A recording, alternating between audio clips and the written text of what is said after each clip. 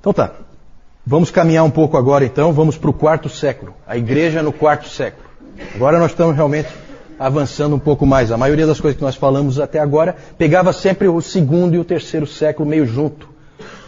Agora nós vamos para o quarto século, que é um século em que vai mudar muita coisa. É um século em que ocorrem profundas transformações. E o próprio Império Romano estava passando por um momento de profunda transformação também. Num certo sentido, o Império Romano estava vivendo um momento de caos. Chegamos num momento em que havia 6 imperadores diferentes. 6 imperadores. No fim, acabou por prevalecendo um sujeito chamado Flávios Valérios Aurélios Constantinos, mais conhecido como Constantino. Esse Constantino, ele é um dos personagens mais importantes da história, não só da história da igreja, mas da história. Esse Constantino, ele acabou prevalecendo, acabou se tornando o único imperador. Primeiro ele se tornou imperador só do Ocidente, havia ainda um imperador no Oriente, depois ele acabou unificando o império completamente. E ele conseguiu prevalecer de uma maneira muito interessante. Ele ia enfrentar um inimigo dele, que era o Maxentius, que também estava querendo ser o único imperador, e aí haveria uma batalha no dia seguinte. E naquela noite, na véspera da batalha, ele teve uma visão, um sonho, em que ele viu no céu um símbolo, e uma voz disse para ele o seguinte: esse símbolo ele tinha as letras gregas Ki e Rho. Daqui a pouco eu vou mostrar o símbolo para vocês. E aí ele ouviu uma voz que disse assim: com este sinal vencerás. O que ele fez no dia seguinte, no dia da batalha? Ele acordou, botou a turma dele para trabalhar e colocou aquele símbolo em todos os escudos, em todas as bandeiras do exército dele. E aí, na famosa batalha da Ponte Milvio, é o nome da ponte onde a batalha ocorreu, nessa batalha ele realmente prevaleceu contra um exército muito maior do que o dele. E aí ele atribuiu essa vitória à visão que ele teve. Em 313, ele entrou em acordo e aí ele se tornou o imperador único do Ocidente. Em 313, um ano muito importante na história da igreja, em 313 ele entrou em acordo com o imperador do Oriente, que era o Galério, para que cessassem as perseguições aos cristãos. Depois nós vamos ver aquele símbolo ali, esse símbolo é chamado de Labarum. E esse símbolo das letras Ki e Rho são as 2 primeiras letras de Cristo. Então ele atribuiu aquela vitória a Cristo. E aí por isso, então, ele começou a favorecer os cristãos. E aí ele entrou em acordo com o Galério para que cessassem as perseguições aos cristãos. E em 313, então, foi publicado o Edito de Milão, o famoso Edito de Milão, que é o que define o fim das perseguições. Na verdade, no Oriente ainda continuou havendo perseguição, tá? O Galério assinou, mas não... Acho que ele não estava tão a fim de cumprir assim e acabou continuando a perseguição. Inclusive os mártires de Sebaste, se não me engano, foi no ano 320 que eles morreram. Por isso que as perseguições ali a gente coloca do ano 60 até o ano 320. O Edito de Milão não estancou de vez ali as perseguições. Mas já estava, né, a coisa estava indo. No Ocidente passou a haver total liberdade para exercer a fé cristã. A coisa mudou assim. Vocês imaginam como é isso? Um monte de gente morreu anteontem. E agora, de repente, todo mundo pode livremente se dizer cristão. É uma transformação brutal. Uma coisa assim que muda tudo. No ano 324, Constantino acabou tomando o controle do império inteiro. E aí ele levou a capital do império para uma outra cidade. Deixou de ser Roma, a capital do Império Romano. Para onde que ele levou? Quem sabe? Para Constantinopla. Como é que chamava a cidade? Porque Constantinopla foi ele que deu, né? Claro, humildemente, né? O nome da cidade não era esse. Como é que chamava a cidade? Bizâncio, isso mesmo, Francisco. Ele levou para a cidade de Bizâncio e lá, então, ele reconstruiu a cidade, claro, para ficar à altura do imperador, construiu um monte de monumentos, aquela coisa toda, e chamou a cidade de Constantinopla. Quem já viu Constantinopla num mapa, hoje é Istambul, né? você vai ver que ela é extremamente estratégica, porque ela fica no ponto de encontro da Ásia com a Europa. E o grande inimigo dos romanos naquele tempo eram os persas que vinham do Oriente. Então ele estrategicamente levou, como ali havia muito problema, ele levou a sede do império mais para o Oriente. E isso aí vai ter consequências para a igreja, tá? Tudo tem consequências. Já vamos ver isso aí. Até a mudança de Roma para Constantinopla vai afetar a igreja profundamente. A pergunta é a seguinte: Constantino era um cristão? Isso aí é difícil de dizer. Ele, ao longo da vida dele, ele sempre viveu uma vida que se poderia dizer subcristã, né? A vida dele não correspondia à fé que tinha. Evidentemente que ele não era disciplinado como o povo comum, porque ele era o imperador e todo mundo era grato a ele. E aí nós vamos ter figuras como esse Eusébio de Cesareia, que... Bom, depois eu falo do Eusébio. Mas ele sempre foi confuso no seu entendimento da fé. Ele dizia que Jesus Cristo tinha salvo ele dos seus pecados, mas ele sempre interferia na igreja. Quando ele dava um palpite, normalmente era errado. Então o entendimento dele era precário. Ele originalmente era um adorador do Deus Sol, como geralmente as tropas romanas eram. Então é difícil dizer. Ele na verdade nunca se batizou. Ele foi batizado só no ano da sua morte.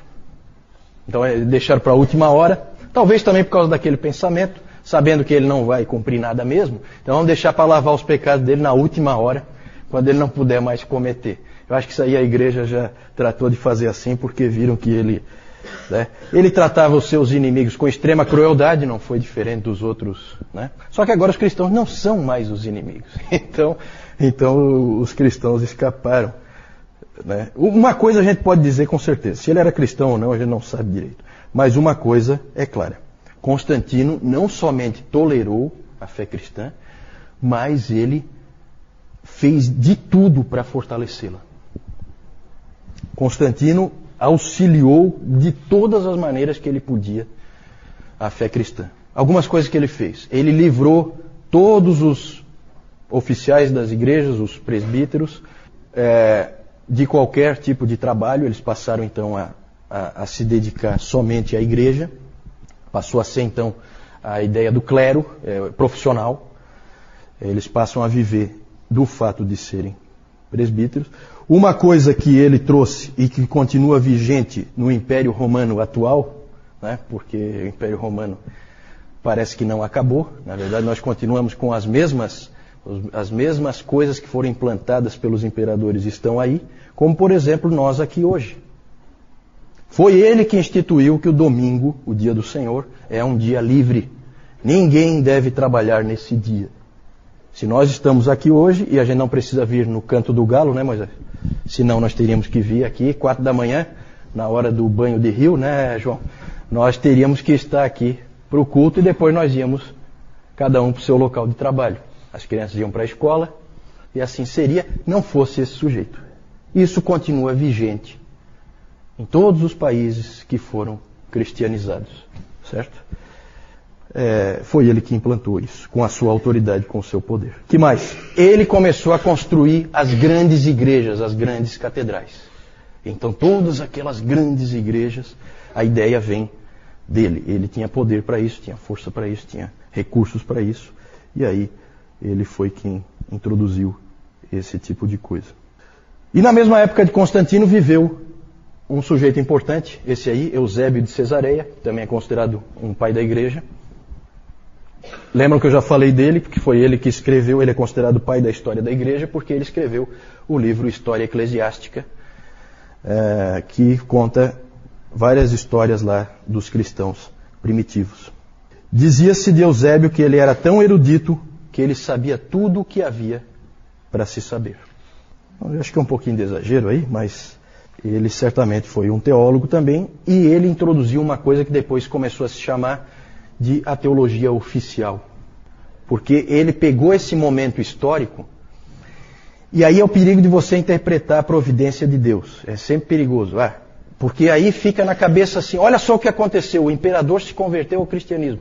Quem é que esperava isso?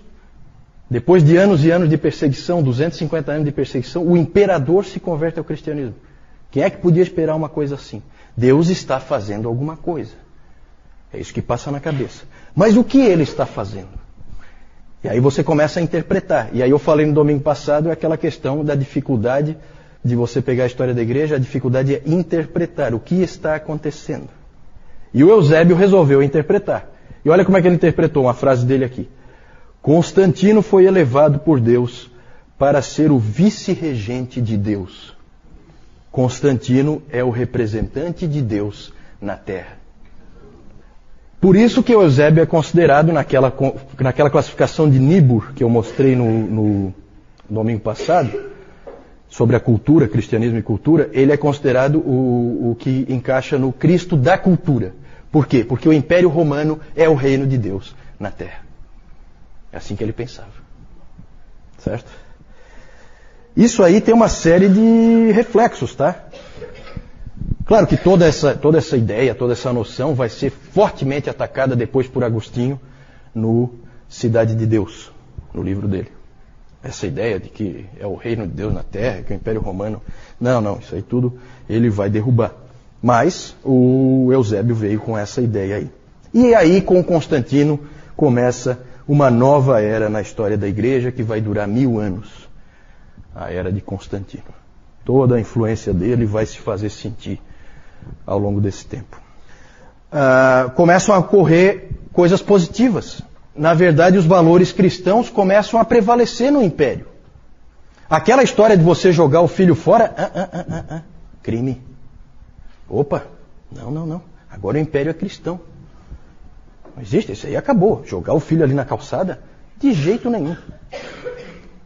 Então, começou a haver esse tipo de coisa. Valores cristãos foram se impondo na sociedade. O domingo foi estabelecido como um dia livre, em que deveria haver dedicação para o Senhor. E é interessante, gente, uma coisa que eu já refleti bastante sobre isso, porque o David Calhoun ele levanta isso aí, e é realmente interessante. O que aconteceu nesses primeiros 500 anos é que você veio de uma sociedade totalmente pagã, um mundo, vamos falar de mundo, né? Você vem de um mundo totalmente pagão e esse mundo vai se tornando cristão.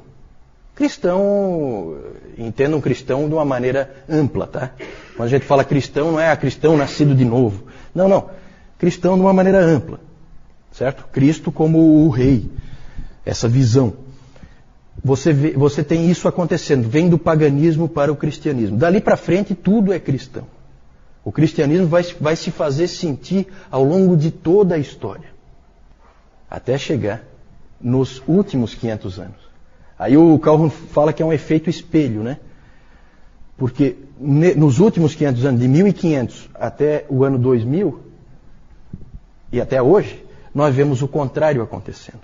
O mundo passa depois de 1000 anos, o mundo passa a progressivamente deixar de ser cristão e passa a voltar a ser pagão. Nós estamos vivendo isso hoje.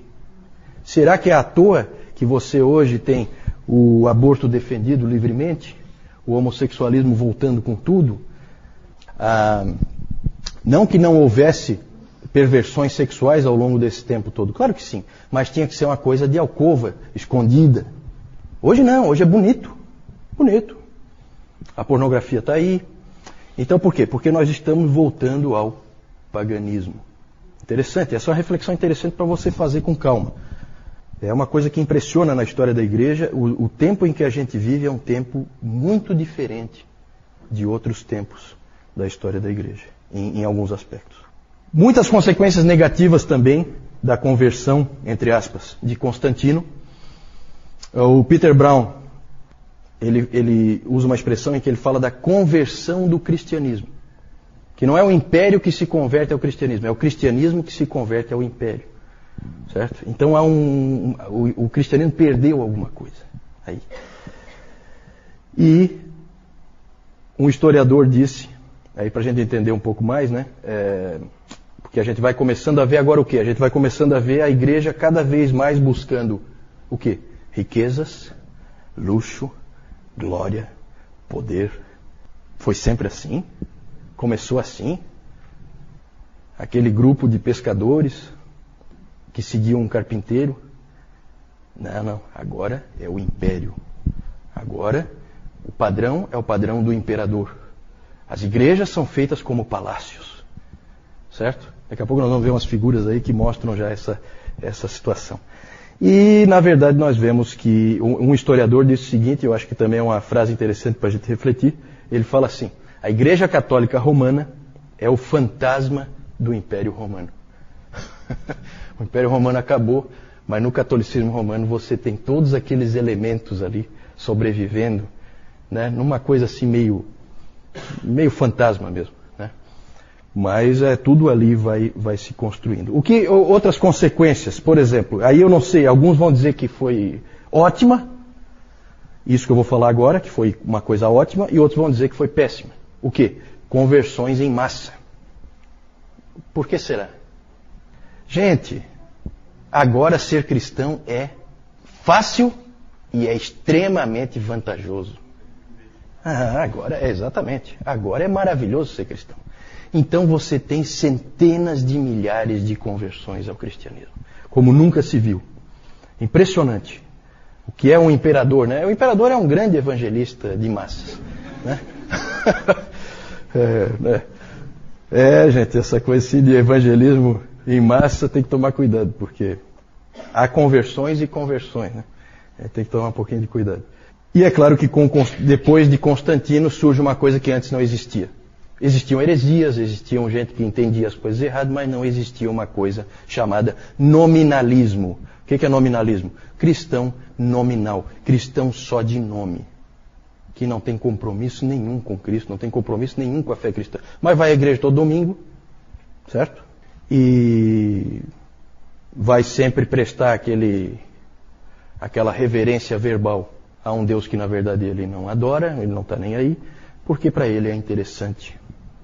E aí a gente vê de novo o fantasma do Império Romano, né, no que a gente vê normalmente no catolicismo romano. Pode seguir aí. Eu não vou gastar tempo aqui, mas eu acho que a gente não pode deixar de falar para a gente não passar a ideia de que a igreja só existia no Império Romano. Tá? A igreja fora do Império, no quarto século, o que nós temos ali?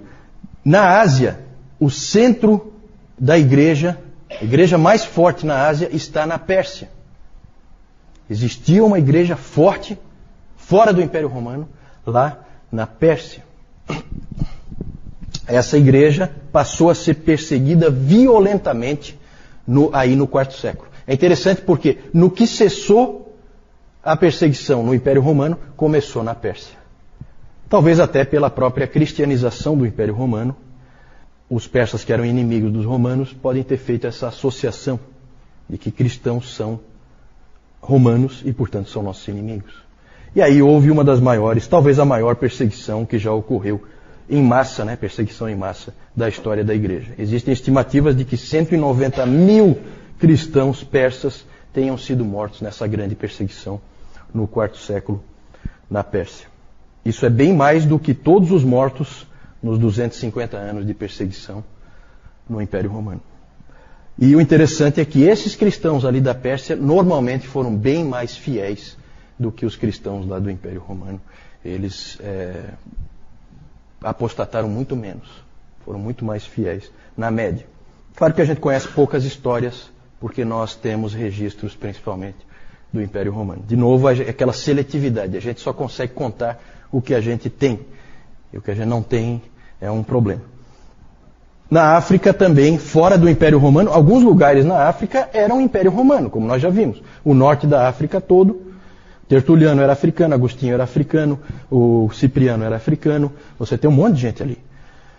Então todo o norte da África ali é Império Romano. O Egito é Império Romano. Mas mais para baixo ali do Egito, você tem o reino de Axum, que é a Etiópia, hoje é a Etiópia, que não é Império Romano.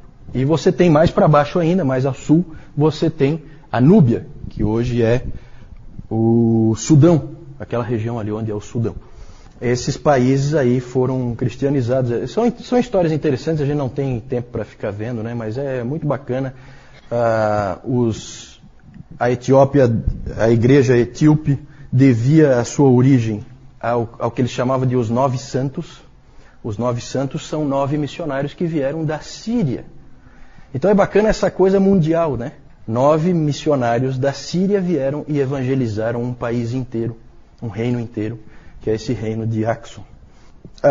A Núbia também foi, aí eu não sei exatamente quem é que alcançou, mas também havia cristianismo ali.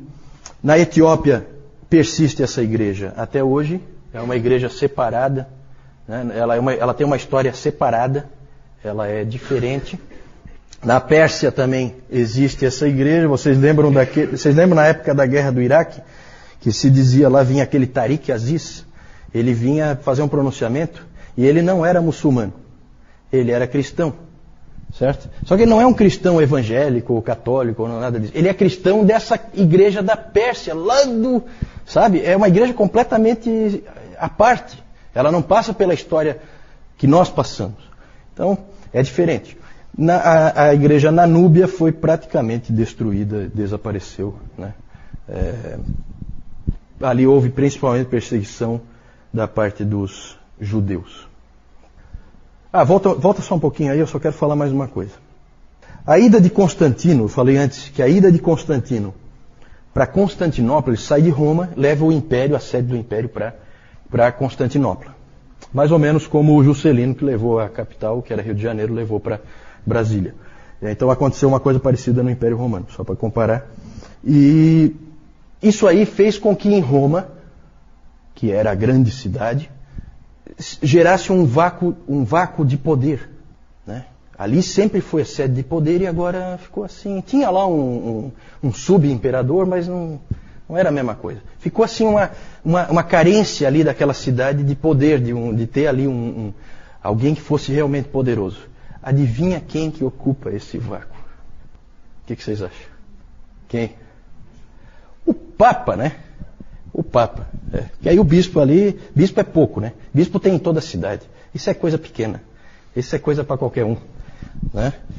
Então começam a acontecer essas coisas interessantes aí. Tudo tem uma explicação histórica. Pode passar? Só aqui rapidamente, esse aqui é o Lábarum, né? Aquele símbolo. Aqui é um quadro, evidentemente, do Constantino. Lá no cantinho está o Lábarum. Então ele vendo, com este sinal vencerás. Lá a batalha da Ponte Milvio, né? Como o artista simbolizou, com uma ajuda de anjos e tal. Tudo isso aí é só arte, né? Pode passar? Aí nós já vemos a influência, né, do Império sobre a Igreja. Aquilo que o Peter Brown chamou de conversão do cristianismo. O cristianismo se convertendo a alguma outra coisa que não é cristianismo. A gente vê, por exemplo, como é que começa a ser a ceia, certo? Cálice de ouro, bandeja de ouro cravejada de pedras preciosas, certo? Olha só, né? Aqui esse símbolo aí, ó, da época, né? Você tem Jesus Cristo entregando uma chave para quem? Para Pedro, e entregando um estandarte para quem? Constantino, né? Teologia oficial. Um sarcófago de um cristão, certo? Quanto é que vocês acham que custa para você contratar um artista para fazer todo esse entalhe aqui, certo? Né? No teu leito de morte. Então começou essa coisa, luxo, pompa, riqueza, poder. Entrou na igreja. Vamos lá. Esse é o Eusébio de Cesareia, só, claro, simbolizado aí por uma figura. Vamos lá. Vamos falar agora, trocando alguma dúvida aí, nessa questão do quarto século? Não sei. A pergunta é se consta na batina dos padres esse símbolo ali, o Lábarum. Pode ser, eu até vou investigar isso aí. Pergunta interessante. Vamos ver. A pergunta da Jussara é sobre a Igreja Ortodoxa. Como é que, em que pé que está essa história de Igreja Ortodoxa, a Igreja Oriental, né? Na verdade, ainda é uma igreja única, mas começam a haver traços aí de problemas. A Igreja Oriental, ela é diferente. Ela já tem características diferentes, culturalmente ela é diferente. Mas aqui, o próprio fato do imperador ir para Constantinopla, ou seja, ele ir para o Oriente, certo? Ainda mantém uma boa unidade, certo? ainda não é o momento em que elas vão se separar. Na verdade, há um prestígio ao patriarca de Constantinopla pelo fato do imperador agora estar ali, na cidade dele, e não mais em Roma. Certo? Ele veio para o Oriente, né? Então, aí nós vamos falar bastante, tá, da Igreja Ortodoxa, né, um pouquinho mais para frente, tá?